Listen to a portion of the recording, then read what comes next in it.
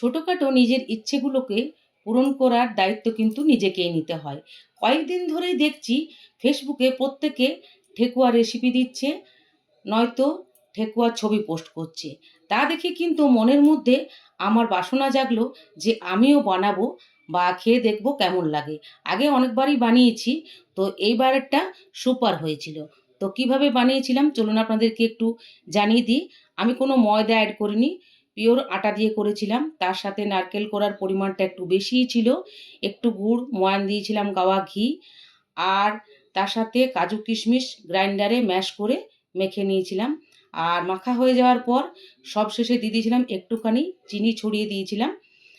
আর ধিমি আঁচে, হালকা আঁচে ভেজে তুলে নিলাম। বিশ্বাস করুন বন্ধুরা, আমি ঠেকুয়া বানানোর কোনো পাক্কা খিলাড়ি নই, কিন্তু দুর্দান্ত টেস্টি হয়েছিল। তো ভিডিওটা এ পর্যন্তই। টাটা।